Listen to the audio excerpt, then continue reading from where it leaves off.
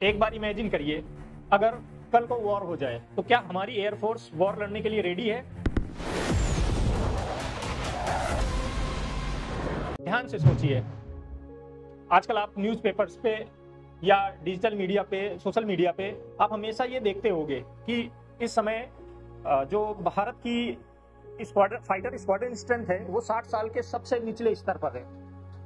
हमारी जो authorise fighter jet strength है, स्क्वाड्रन स्ट्रेंथ है, वो 42 होनी चाहिए, जबकि आज की डेट में वो सिर्फ 31 है।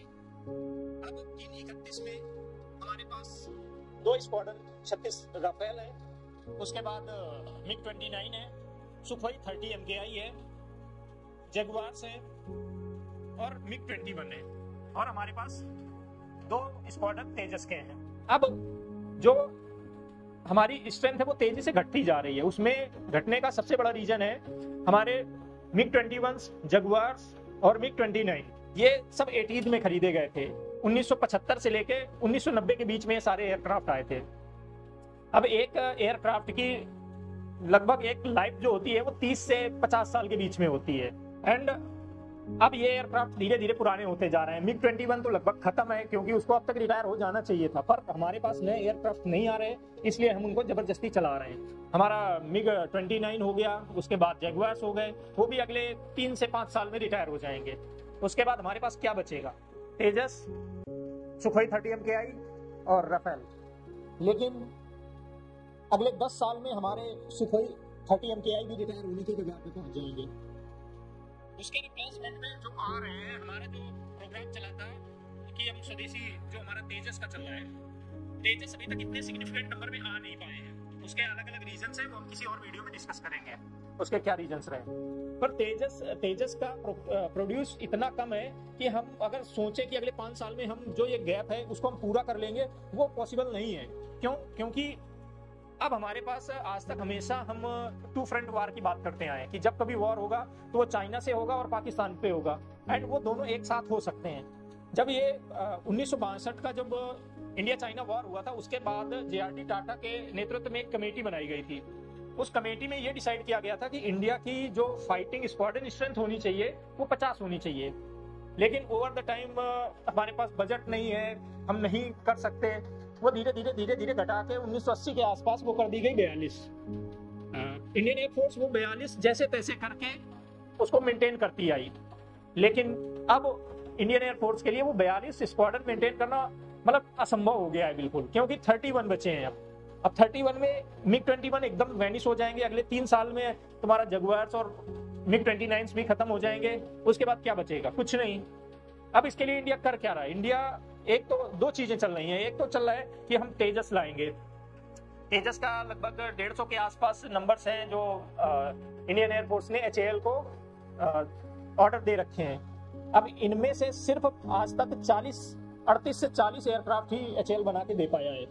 अब हर साल ये था कि टारगेट था कि 20-25 तेजस आने चाहिए, लेकिन आज की डेट में सिर्फ और सिर्फ 6 या 7 एयरक्राफ्ट हम बना रहे हैं। अब उसमें कई सारे चैलेंजेज हैं, जैसे तेजस हम बोलते जरूर है स्वदेशी, लेकिन उसका जो मेन कंपोनेंट है इंजन, वो अमेरिका का G404 लगा हुआ है, जनरल इलेक्ट्रिक का। अब अमेरिकन क्या करते हैं?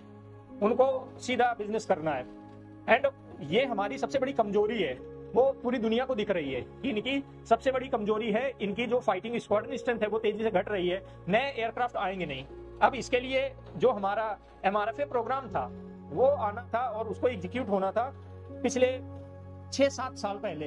अब वो 6-7 साल से पॉलिटिकल हर्डल के कारण वो पोस्टपोन होता जा रहा है, पर अब जाके हम उस पॉइंट पे पहुंच गए हैं कि अब हम और लेट नहीं कर सकते। अब आज की डेट में कुछ भी हो जाए, हमें नए एयरक्राफ्ट लाने पड़ेंगे।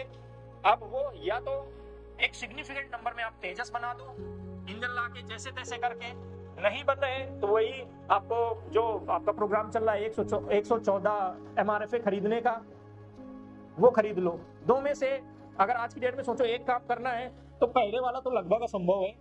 हाँ, बस ये हो सकता है कि सबसे पहला वो होनी चाहिए अप्रोच कि 114 MRFA लाओ और उसके बाद स्वदेशी जो अपना तेजस है उस पर फोकस करो। और तीसरा, पूरे जो गवर्नमेंट को क्या करना चाहिए, पूरे जो डिफेंस इंडस्ट्रीज हैं हमारे, उनको एक साथ टेबल पे लाना चाहिए एंड अब उनको टास्क देना चाहिए कि भाई अगले 5 साल में हमको इंजन चाहिए। अब उसके लिए जो उनको इंसेंटिव्स देने पड़े, गवर्नमेंट को जो करना पड़े, फंडिंग करना पड़े, वो करना चाहिए, क्योंकि इसके अलावा अब कोई रास्ता बचा नहीं है। क्योंकि जिस तरह से जियो पॉलिटिक्स अब चेंज हो रही है, चाइना अपनी मिलिट्री को इतना मॉडर्नाइज कर रहा है कि वो सीधा नेक टू नेक फाइट दे रहा है अमेरिका को। अब अमेरिका आप समझ लो दुनिया की सुपर पावर है, वो उसको नहीं छोड़ रहा है।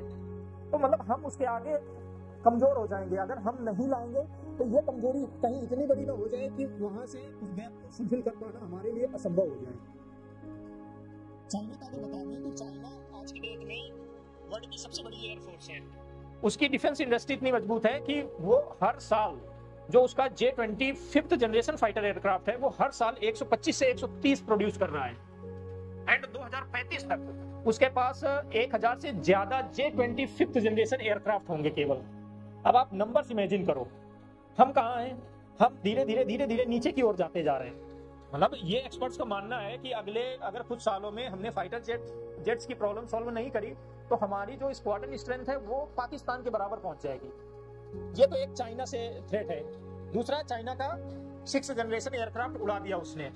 अभी बोला जा रहा है कि चलो ठीक है, वो तो जस्ट कोई भी एयरक्राफ्ट है, 6th जनरेशन हो सकता है, नहीं हो सकता है, कुछ भी हो, वो बार बार फ्लॉन्ट किया जा रहा है कि ये 6th जनरेशन एयरक्राफ्ट है।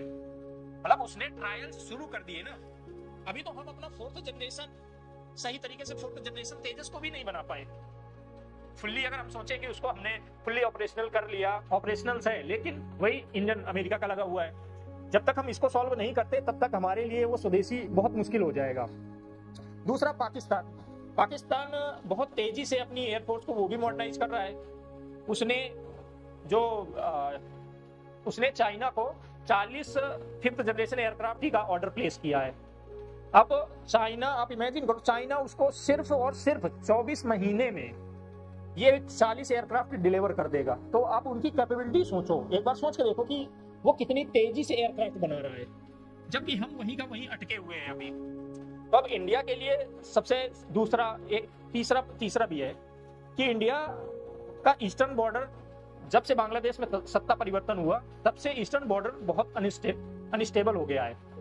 अब वहां से भी थ्रेट है। मान लो अगर डायरेक्टली बांग्लादेश इंडिया पे अटैक नहीं करता है, वहां पे म्यांमार भी एक इशू हो रहा है, जो रखाइन आर्मी है, तो जो पूरा नॉर्थ ईस्ट है, वैसे भी इंडिया का नॉर्थ ईस्ट बहुत ही वल्नरेबल है, वहां कभी भी कुछ भी हो सकता है।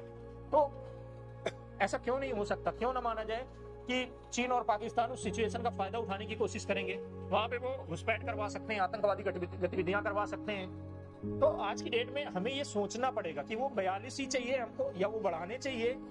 आगे जो जिस तरह से जियोपॉलिटिकल सिचुएशन चल रही हैं, उस तरह से हमको रिएक्ट करना पड़ेगा। तो यही था आज का हमारा एनालिसिस। बाकी और वीडियोज के लिए जुड़े रहें। जय हिंद।